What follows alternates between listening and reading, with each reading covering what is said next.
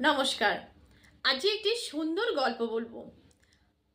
যেসব মানুষ খুব নরম মনের আর খুব দুর্বল প্রকৃতির, সহজে কাউকে আঘাত করতে পারেন না, কেউ কিছু বললে চুপ করে থাকেন, চুপ করে সব কথা সহ্য করেন, তাদের জন্য এই গল্পটা। একটি সাপ একদিন তার গুরুদেবের কাছে গেল, বলল, গুরুদেব, আমি দীক্ষা নিতে চাই। গুরুদেব বলল, ঠিক আছে, তবে তো একটা শর্ত। কি শর্ত? না, তোমার রাগ করা চলবে না। কেউ কিছু বললে বা কেউ কিছু করলে তুমি রাগ করবে না, আর তোমাকে দূর বা ঘাসের মতো থাকতে হবে। তোমার উপর দিয়ে কেউ মারিয়ে যদি চলে যায়, তো তুমি মাথা নিচু করে থাকবে, আবার যখন চলে যাবে তুমি মাথা তুলবে। এটাই হলো আমার শর্ত। তুমি কাউকে আঘাত করবে না, কাউকে কষ্ট দেবে না, কাউকে কামড়াবে না। তো গুরুর কথা মতো সেই সাপটি সেই দিন থেকে চুপ হয়ে গেছে, রাগ করে না, কারণ গুরুদেব বলেছেন রাগ করা চলবে না। তো সেই জন্যই রাগ করে না। একদিন একটি গর্তে সাপটা রয়েছে, আর অনেক ছেলে সেখানে খেলা করছে।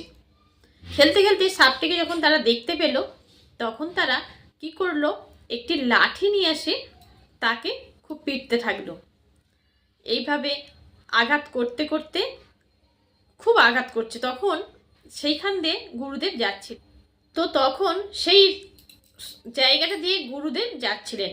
গুরুদেব যখন দেখলেন অনেকগুলো বাচ্চা এক জায়গায় কিছু একটা করছে, তিনি তখন সেখানে এলেন, দেখলেন একটি সাপকে তারা আঘাত করছে।